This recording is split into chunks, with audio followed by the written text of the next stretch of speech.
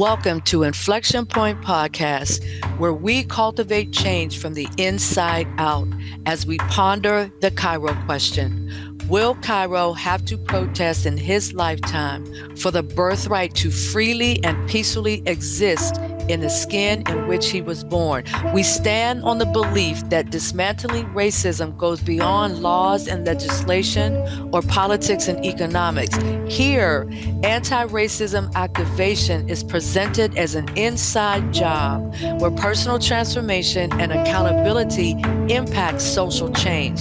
So take a seat at the anti-racism activation table with Inflection Point Podcast. Thank you for tuning in to the latest episode of Inflection Point Podcast, where we are dedicated to anti-racism activation and the art of listening and authentic conversation, engagement, action, and accountability.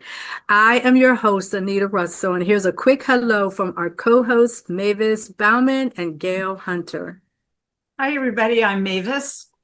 Hi, I'm Gail. Nice to meet you. So if you've been following us, you know that our theme for 2025 is community engagement and the grassroots of change. So throughout the year, we've been exploring those stories and those strategies and those successes of different community-driven movements that are making a difference. And so our episodes have focused both on theory and practice, allowing our audience to gain insights that they can apply in real world community engagement efforts. So our topic for today is a really engaging topic, and I'm very happy to be having this conversation. It's around the idea of economic sovereignty in Burkina Faso. So if you've been following the news, you've been hearing a lot about this African country called Burkina Faso. And we're going to take a look at some of the development, if you will, of this country from Thomas Sankara to Ibrahim Traoré. And we are very blessed to have Leontine Osuagwu here as our guest today. And so before I jump into introducing Leontine, I just wanted to give a little bit more background on this topic that we're discussing, community engagement and cooperative economics as the bridge to sovereignty. So we kind of take the position that community engagement and cooperative economics does actually serve as a bridge to sovereignty. And in the previous episode, we drew the line from community engagement and cooperative economics directly to sovereignty. And we looked at a book, and the book is entitled Sovereign Psyche, and it's by Professor Aharoon, who defines the sovereign mindset as an energizing mindset, consciences, and a thought process by which people define and express freedom through the unique particularities of their political and ideological self-identity. He goes on to ask this central question: to what extent will Black and African people harness the willpower and employ the intellect of the sovereign psyche to actualize our own systems and institutions of self-authentic freedom, government, development without apology or permission? So in this episode, we dig into the role of sovereign psyche and the African nation, as I mentioned, of Burkina Faso under the current leadership of President Ibrahim Traoré. So if you have been not sitting under a rock, you have heard a lot about this gentleman, and I'm very happy to introduce Leontine Osuagwu. And we're going to be kind of taking a look at kind of reimagining the power of Burkina Faso. So I'll just quickly read her bio. But before I say that, I just want to say that Leontine is a very, very dear friend of mine. We go back years and years and years doing all kinds of really, really great faith-based things together. So here's her bio. Leontine Osuagwu is the co-founder of Dunamis Global Empowerment Ministries with her husband, Emeka Osuagwu, where they empower nations through liberation, transformation, and dominion, and the founder of Leo's Leadership Lounge, where she equips today's leaders to rise as authentic, emotionally intelligent catalysts for transformational change. I just love that whole entire statement. So she has over 20 years of leadership experience across corporate, nonprofit, and for-profit sectors, where she helps leaders to cultivate the mindset, the strategy, and the emotional intelligence needed to lead with excellence and to create sustainable impact. She is a PhD candidate. So I want to hear a little bit more about that, in organizational leadership, servant leadership, expert, and business agility advocate. She bridges cutting edge leadership research with real world experience to build resilient, high performing cultures.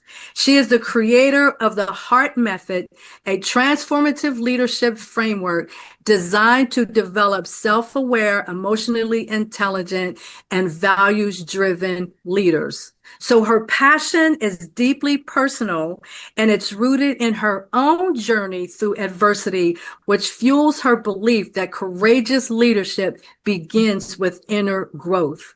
So through keynote speaking, leadership workshops, and dynamic development programs, she empowers leaders and organizations to lead with authenticity, that emotional resilience, and strategic clarity. Her signature topics include emotional mastery, legacy-driven leadership, and redefining leadership from the inside out. And I really like that, because my book, my second book that I had written several years ago, is called Cultivating Change from the Inside Out. So it's nice to kind of see that kind of alignment there. So, okay, Leontine, I'm going to pass the mic over to you so you could tell us a little bit about your personal story, a little bit about how we got connected, and we want to hear about your home country of Burkina Faso. Oh, wow. Thank you so much, Anita. Can you hear me well? Yes, perfectly. Okay. Thank you so much for this great introduction. I was like, wow, who is that? That's me. Sounded really, really good. So thank you so much for that. So Anita is a dear friend of mine, as she mentioned earlier. We go way back, maybe over 15 years ago. We were a part of the same church, and we connected by divine appointment. And she's really a great friend. She's really a great friend. One of the few friends I have. And she was really all in, because at the time I had another organization called Liberating Tamar, which Tamar stands for the traumatized, the abused, the misunderstood, and rejected. And she came on board, and she helped us minister and serve the women who had gone through trauma, through rape, through emotional abuse, through domestic violence. And we did a lot of things together. We went to the U.S.-Mexico border to minister to the asylum seekers there. We did some events with the Salvation Army. We did some marriage events called Heal My Marriage, Heal My Heart, Heal My Marriage. We did a lot of things together with Anita. So she's a really, really good friend of mine. And I'm excited to be here, Anita, with your team and to be a part of this. Thank you so much for thinking of me. So that's the part about how I know Anita. So the other part about me, I am, like Anita mentioned, I am from Burkina Faso, and my name is Osuagwu by marriage, right? Because one of the main tribes in Burkina Faso is the Moray tribe. It's the majority tribe of the country, and I am originated from that tribe. And my maiden name is Kabore. That's one of the largest represented names within Burkina Faso as part of the Moray tribe. So I'm excited to be here. And from a professional standpoint, Anita said it all. I'm really passionate about leadership.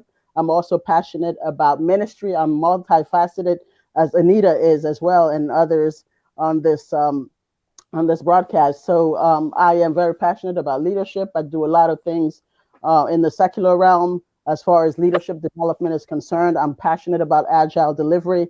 I've been in project delivery and program delivery for decades. And I'm also very passionate about ministry. I am an ordained minister with my husband. We're both ordained ministers, and we operate in the faith realm. We have a ministry called Dunamis Global Empowerment Ministries, where we minister liberation, transformation, and dominion to the nations. So I'm excited about that part as well.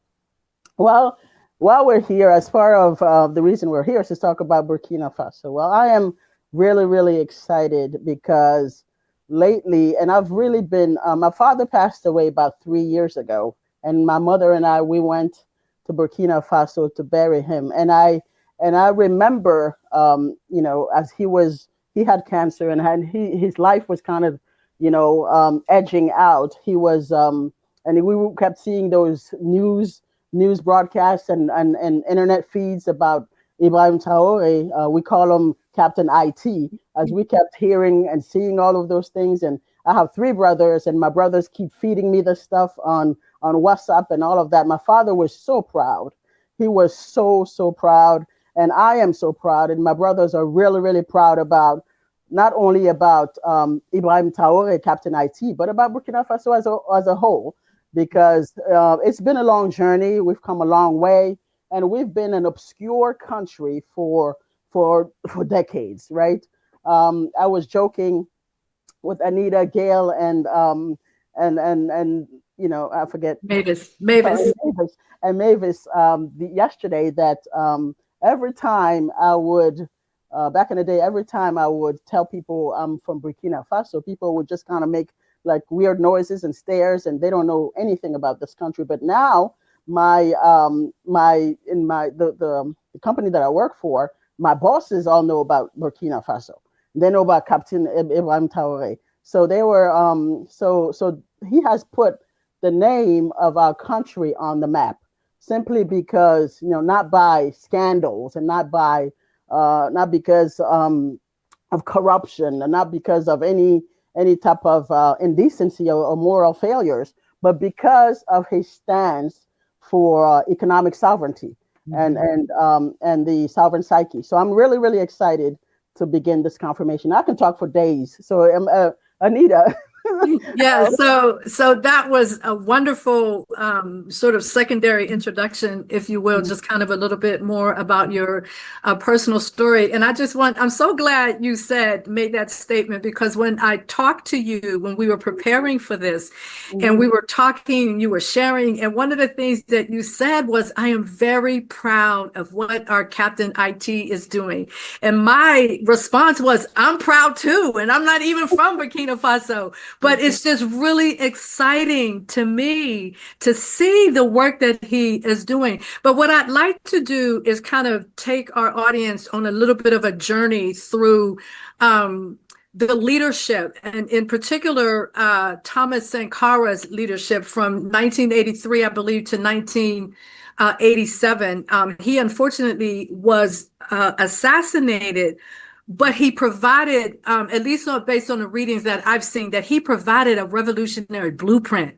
So if you could talk a little bit about sort of that evolution from Thomas Sankara into what we're seeing, and what was his leadership about? What are some of those tenets that kind of rose to the surface, if you will, and just to give us a little bit of that historical grounding? Absolutely. So Thomas Sankara was really powerful, right? He was really powerful, not for any other reason than for his clarity. He had moral clarity. He knew who he was. He knew his values, and he was not afraid to make people pay attention to his values. And the first thing that he did that was really, really prominent and really powerful was rebrand the country. He changed the name of Burkina Faso. I mean, of Upper Volta. Used to be Upper Volta. Now he changed it to Burkina Faso, the land of upright men.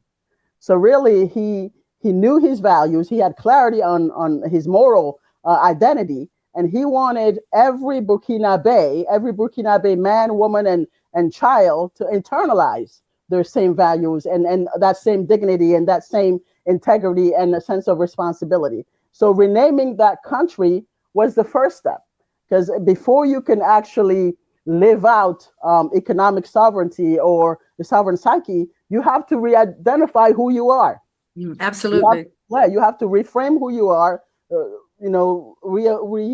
reacquaint with the values that you hold, and in order to move forward. So he reminded a lot of us, he reminded the world that in order for us to be truly sovereign, in order for Burkina Faso to be a real sovereign nation, we needed collectively to be awakened. We needed, it wasn't good enough for him, just him, to have moral clarity and be awakened to his identity and to the values that he holds. He wanted the whole entire country, the nation, to be awakened collectively.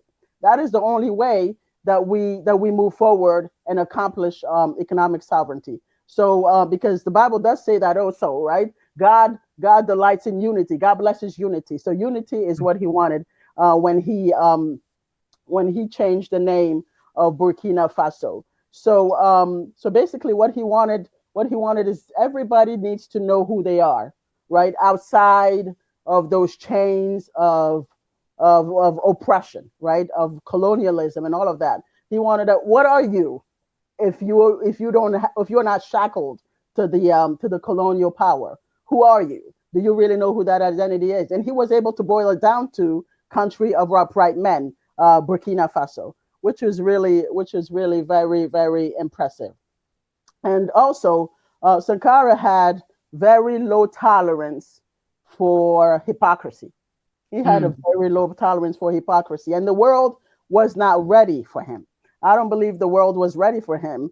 That's why, I mean, he ended up, that kind of led to his demise, because I believe the world was not ready for him. He had a vision, and the vision terrified the West. The vision terrified the West because he spoke the truth. Yes. And a lot of those African leaders are not used to talking the truth, right? They're not used to talking the truth because they're not made from the same cloth as Sankara or Ibrahim Traoré. They are from this mindset that, we line up our pockets and we make sure our children have, funds outside in the Caribbean and all of that stuff. And they came to power for different motives. But people like Ibrahim Traoré and Thomas Sankara, when they're military people, they came to power not for themselves. They came to power because they truly love the country, and they are not afraid to tell the truth. But what Sankara did, he exposed the hypocrisy of the global economic system. So he challenged the capitalism that caused the West to come and extract the resources from Burkina Faso. He challenged that capitalism, and he called for Africa to live on its own terms. We have the resources, we have the people, we have the manpower, we have everything that we need. We are one of the youngest populations in the whole entire globe. Our children are young, our youth is dynamic, we are healthy. Why can't we live life on our own terms? So that's pretty much what he was bringing to the table, and his honesty became a threat to the West. So we know that people really don't like people who tell the truth, right? So when you have been accustomed to oppress, to control people for so long, how dare you tell me that I can no longer control you? That is pretty much yes. So and I'm gonna let you get a word in that. That was very powerful. Thank you for sharing that and giving us that sort of historical context, if you will. There were two quotes that I had seen that he had spoken. He who feeds you controls you. Yeah. That is such a powerful statement, right? And if you just think about even some of the things that are happening in the United States with regard to our farms and, what's happening in the farming industry, and our eggs are expensive, and, all of these different things that are there that is kind of folding into that type of statement. He who feeds you Yeah, controls you. So that I thought that was really powerful. And then the other one was about women. Do you mind if I talk a little bit about this? Yeah, absolutely. So this quote is really powerful, right? Because one of the things Thomas Sankara did was he started rejecting aid. He started rejecting aid from the IMF. He started rejecting aid from the World Bank. And that was something that nobody has ever seen before, because Africa typically runs towards AIDS and they beg and all of those things. But this was unique in the sense that he said, you know what? He realized that accepting the aid it always had strings attached. It always had strings attached. And he understood that that economic aid often puts you in shackles. You know, that is why he made that quote, right? He who feeds you controls you. So he was determined to to move away from the aid so he can begin to establish economic sovereignty within his people. Excellent. That is just so incredibly powerful. Yes. Yeah. Mavis, you had a comment, or Gail? I'll just go quickly. When from what I know about getting loans, aid, it becomes a burden, not a foot up, because there's interest, there's defaulting, there's all kinds of things that, from my limited perspective on this, really don't bring countries up and out. And Sankara is saying, we have a young population. We have motivated young people. Why can't we do our own thing? It's funny when I hear that, I'm thinking, why is that a threat? Unless, it's just access to whatever resources that someone else wants. Exactly. And one of the, yep, absolutely. I'm sorry, I didn't mean to cut you off. I was just, which isn't right, is what I was going to say. Why does anyone have a right to come into their country and expect? Go ahead. So everybody knows that even the Bible says that, right? You want to be a lender, you don't want to be a borrower. So so we all know that borrowing money comes with chains, comes with shackles. They charge you interest, and that sometimes it's very prohibitive, right? And a lot of those institutions are controlled by certain countries and certain global powers and et cetera. So when they take these loans, it makes them subjected now to those global powers that are making making up the governance of these organizations. So when he basically said, I don't want any of this, I want out completely, he's basically trying to tell Burkina Faso, I want us to begin to think in a mindset of self-reliance. How can we take care of our own selves? How can we feed our own selves so we can break free from this from the shackles of control? And like you said, why do people want to control other people and all of that? That's just the mindset, right? It's just just the way it's been for decades and hundreds of years, right? So it's just exactly like, so how dare you want to break away from my grip, right? That's just right. Yep.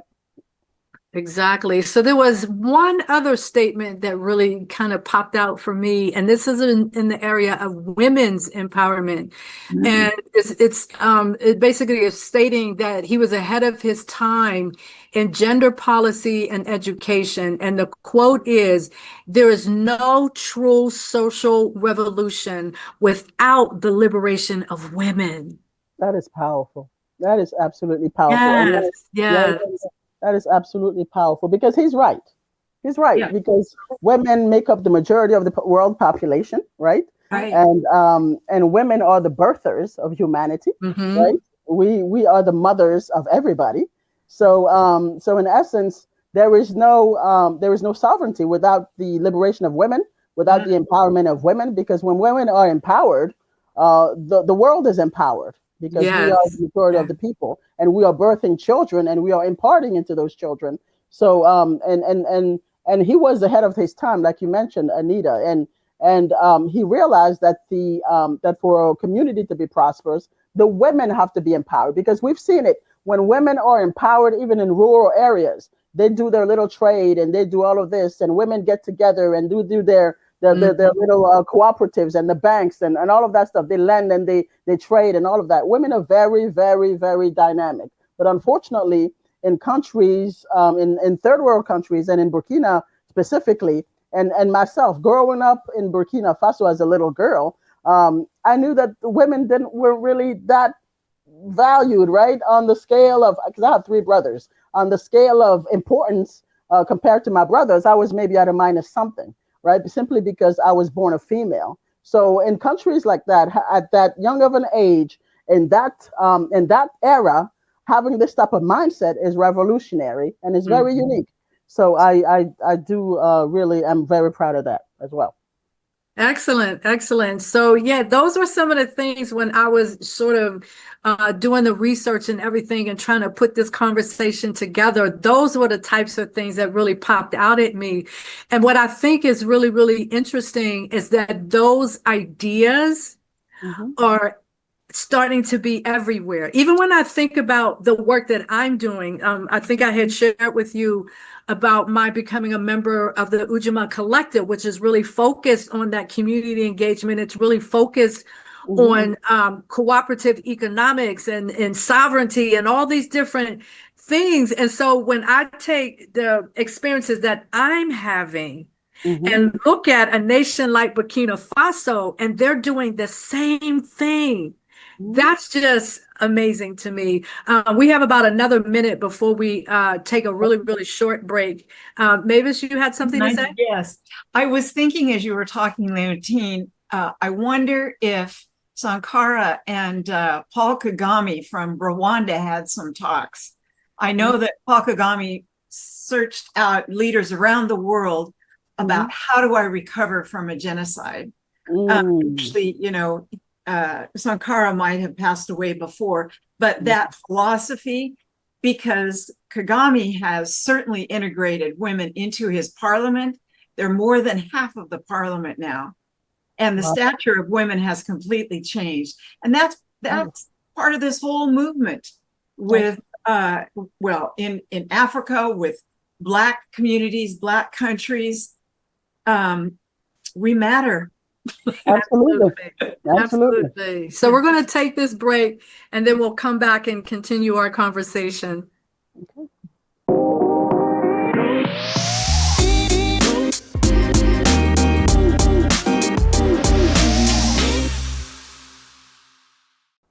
So welcome back to Inflection Point Podcast as we continue our 2025 journey into community engagement and the grassroots of change. And for this episode, we are featuring Leontine Osuagwu, a very good friend of mine, and she's sharing some historical aspects of her home country, Burkina Faso, and particularly about where the country is today. And so we've had some very, very powerful comments and things that were made. And so I'd like to flip the conversation at this point. And because we've been talking about the previous, one of the previous leaders, Thomas Sankara, and now we're going to talk about Ibrahim Traoré, the current leader of Burkina Faso. So I'd leave it in your hands, Leontine, to tell us about this amazing human being. Absolutely.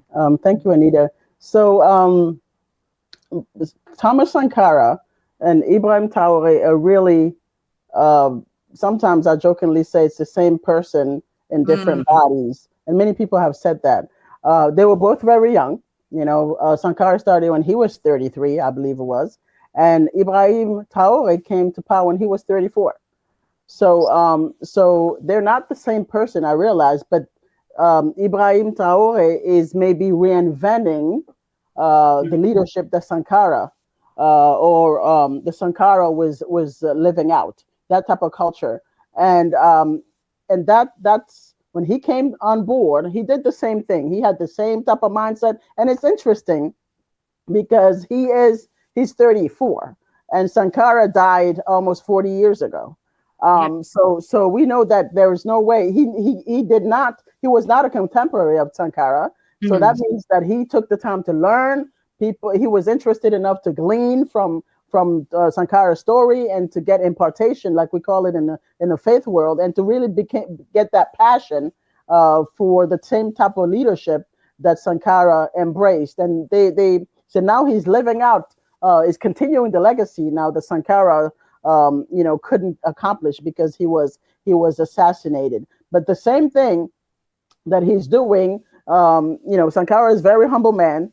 He was he wasn't very flashy. Like I said, they're both military people. They're not very flashy. They love their country passionately. They just, they're just here for the country, not to line their pockets. So that's one of the similarities between the two. Same thing. And we've seen Ibrahim Traoré on the world stage, right? We've seen him in different forums, in different huge global meetings, and he's always in his military attire, and he's always the same way. He never really embraces the Western way of doing things, Western attire, and that's to kind of send a signal to the West that, you know what, I am self-sufficient, I am African, I am a military man, and I embrace my true identity. That's kind of similar to what Sankara was doing. So Ibrahim Traoré is reinventing the type of leadership in a new era, right? Because Sankara did some things in his era,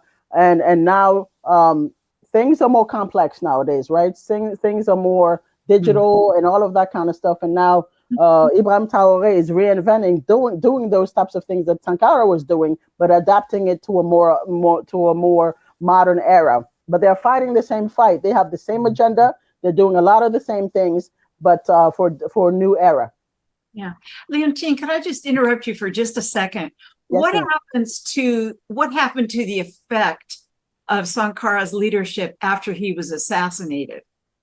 Did some of it stay in the ethos and Yeah. and then here comes Traoré? Yeah, so the sad thing about what happened to Thomas Sankara was the West was able to remove him, to assassinate him using his best friend, who was in his inner circle, and he was a military man as well. And everybody knows the story. It's everywhere. Basically, this was a man that he trusted, that Sankara trusted. They grew up together. They were military together. And when he became president, he kind of brought him with him to kind of in a leadership position within the administration.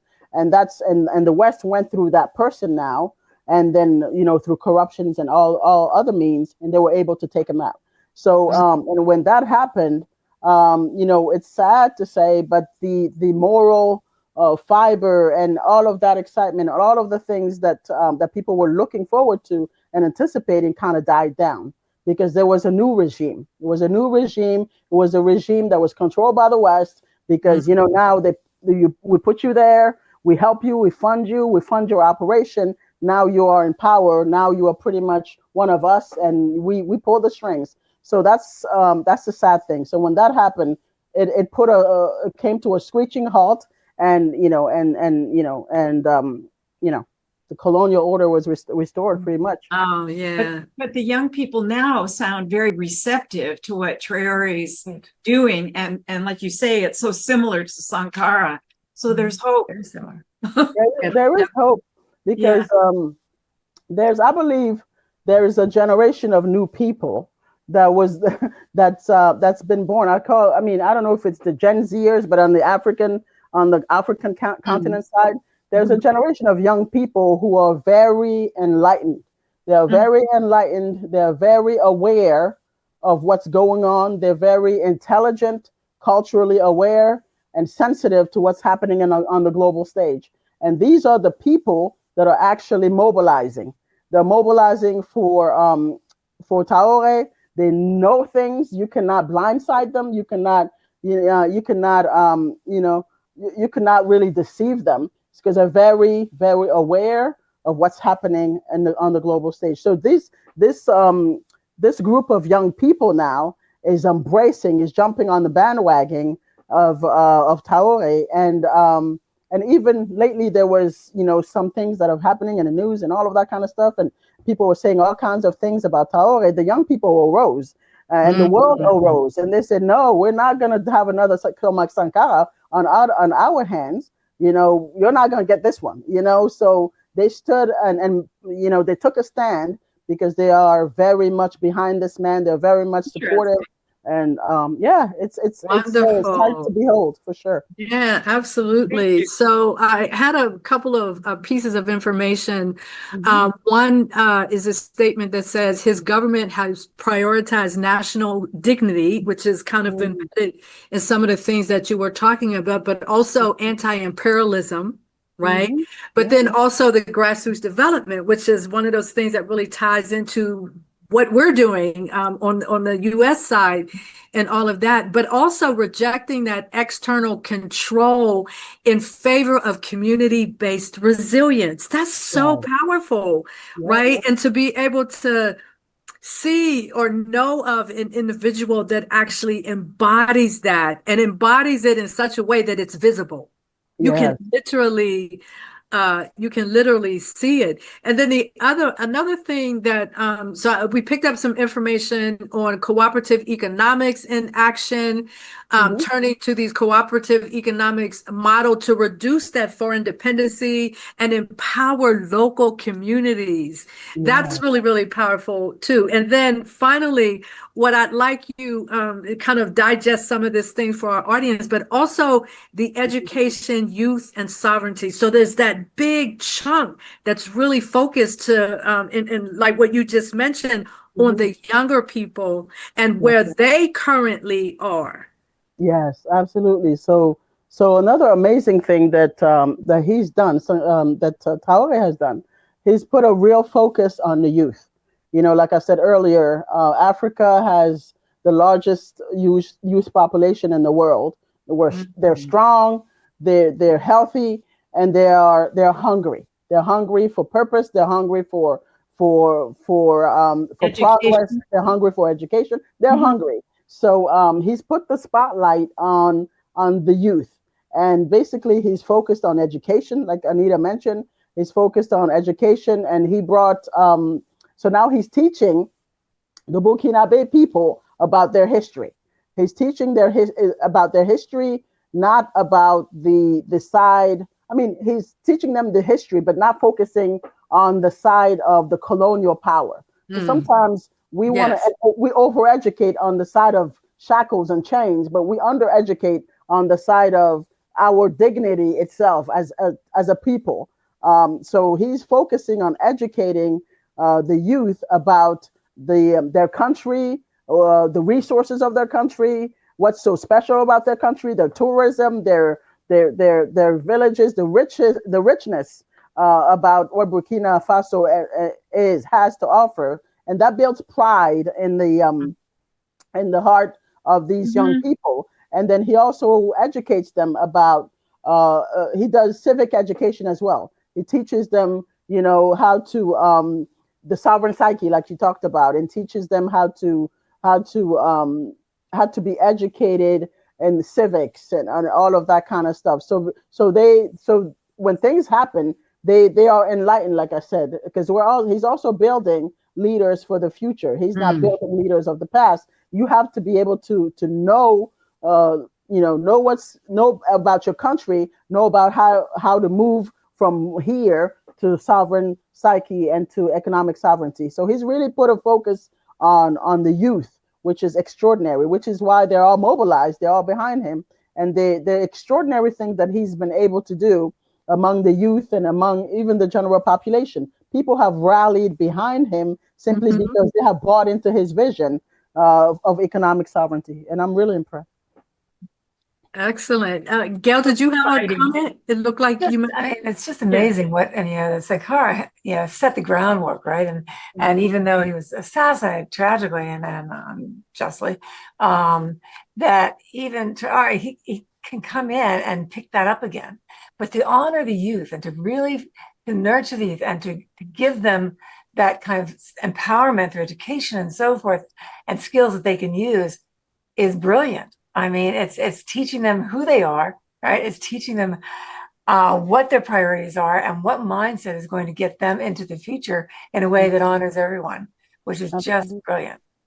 Absolutely, absolutely. And one of the things that I have listed here also, the youth cooperatives and training programs, but then also around digital sovereignty and putting this emphasis on technological independence and investments, local IT structures and education. Like I had read a story a while ago, like an article, and it was talking about Elon Musk and how he's trying to strong arm his way into African countries buying into his Starlink system. And it was very gratifying that I saw, like, I don't remember the specific countries that kind of rejected that whole thing. Right. And again, because so much of the resources and everything that are on the continent of Africa are those things that you need to make those things work and to make our phones happen. And all of that. That's where they're getting it from. Yeah. Exactly. So the fact that, the whole idea of these are our resources, we want to control our resources for our community, for our youth, for our that's really what it is boiling down to. And I find that really, really exciting. Go ahead. But he's standing up to that bully, right? And he's standing with absolutely. And he's teaching the youth how to do that, to not let anyone take that power away from them. And he's building jobs. He's creating jobs for the youth. Yes. It's unbelievable. Right. He meets them with respect and gratitude and honoring them just for their own brilliance.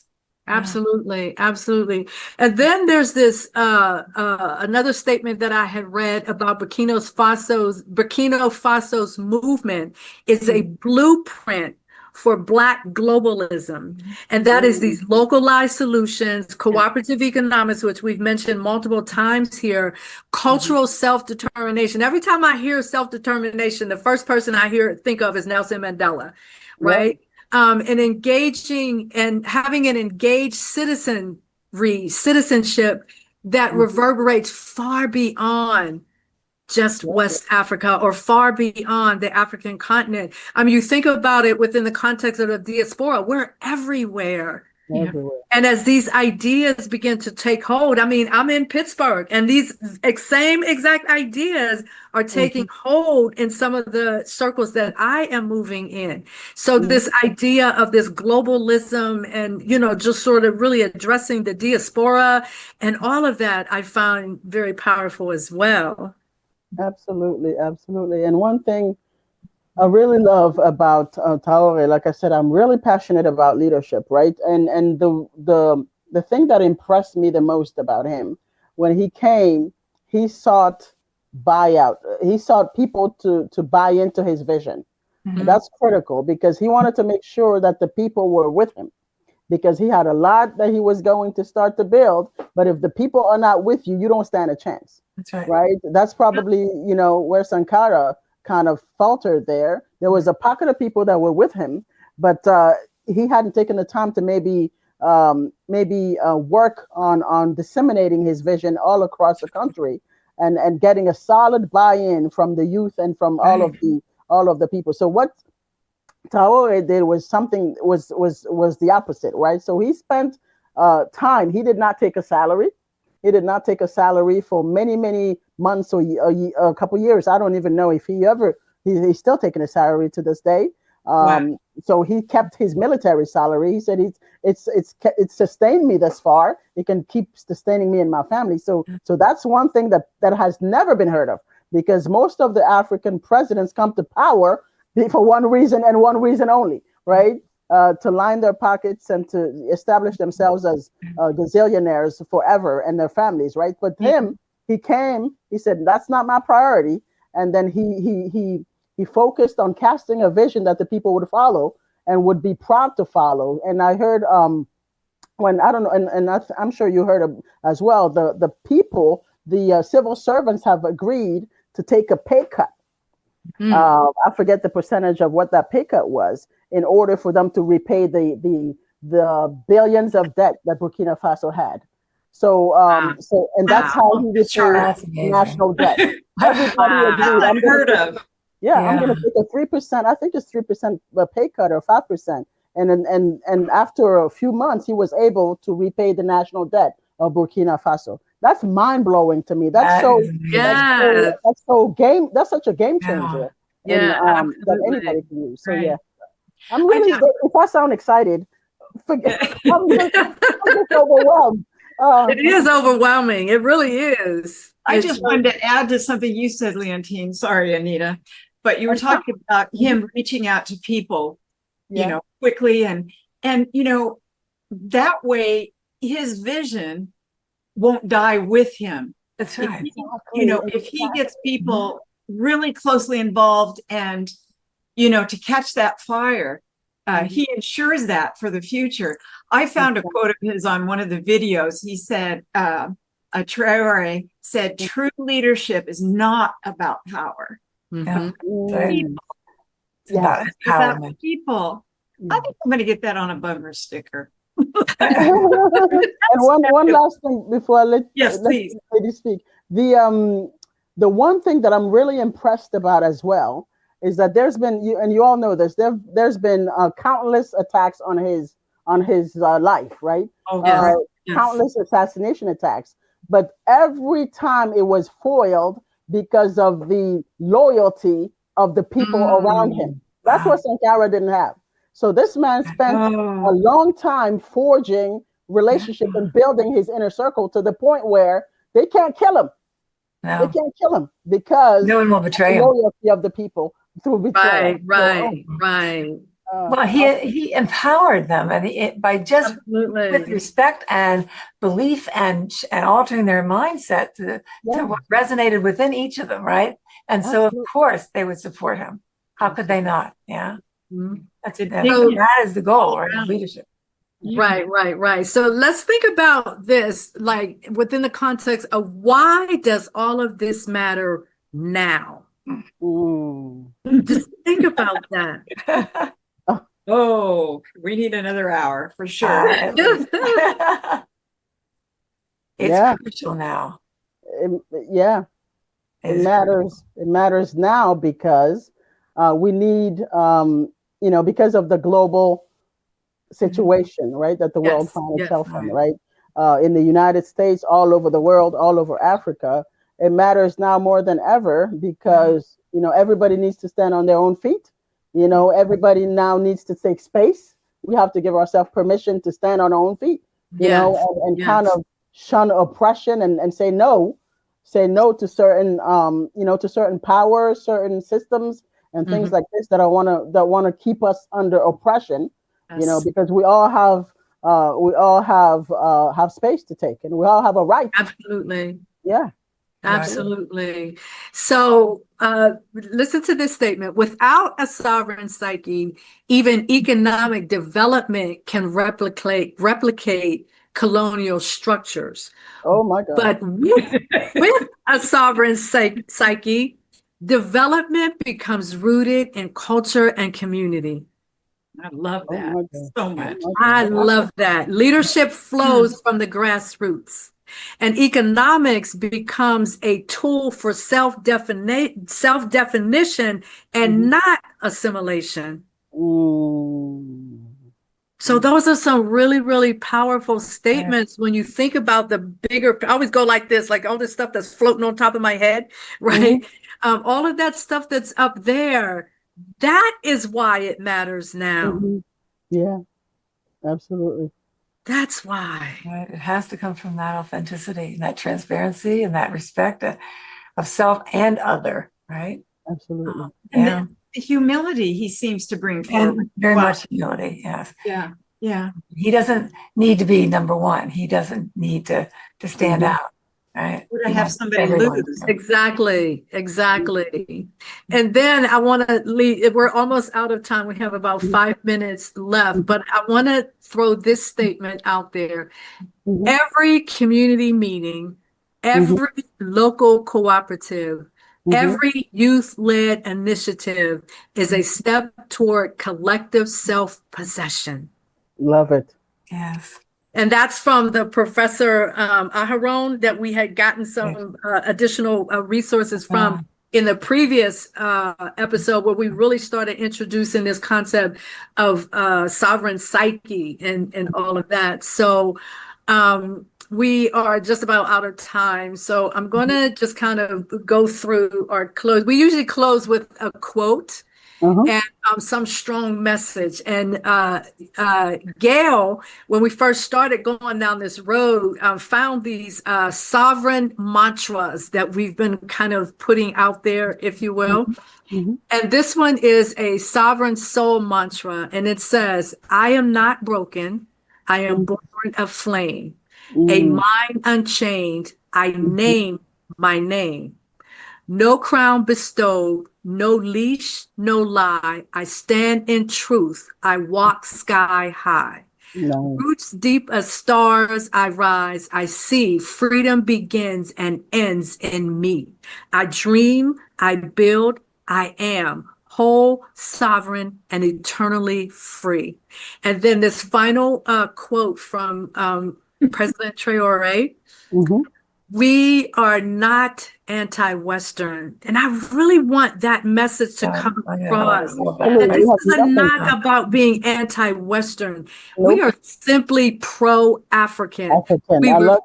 Yes, exactly. We refuse to be enslaved again under any form, especially economic colonization. Those words are so powerful. I keep using that word because I can't think of another word that actually expresses that, but they're so powerful and they're global. Yeah, very much so. That's the thing that really rings home. So any final thoughts that you have, Leontine, that you would like to leave with our audience? Okay, as a I'm really, really proud of Captain IT and Sankara, and as Burkina Faso is my motherland, I carry this whole thing with me every day, right? And it's a mandate. It's something that clearly resonates with me, and that I carry everywhere I go, and that I push and that I advocate for is the sovereign psyche, economic sovereignty. Now that you guys have put language to it, that's really, really something that is really near and dear to my heart, and I will carry everywhere. And dignity is something that has no price, right?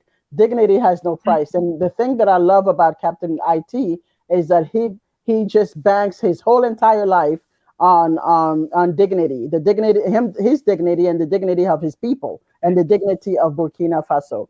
And I'm really, really proud to be a part of that legacy, a part of that land, for sure. Excellent, excellent. So, to our audience, we want to say that in all of these conversations we've been having, one thing is glaringly apparent, that we all have a role to play. And the key is transformative engagement that we cultivate from the inside out.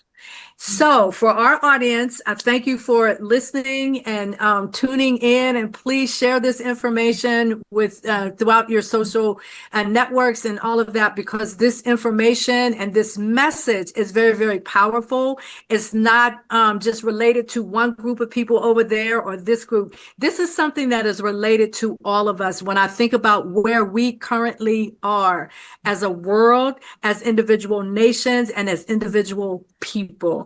And so I encourage you to kind of share this with your family, your friends, your colleagues, and all of that. This is Inflection Point Podcast on Transformation Talk Radio. And we are here every first and third Wednesday at 3 p.m. Pacific time, 6 p.m. Eastern time. I thank you for listening. Now go out there and contribute. Thank you for listening to Inflection Point Podcast, where our mantra is cultivating change from the inside out. The journey towards anti-racism and social change doesn't stop here.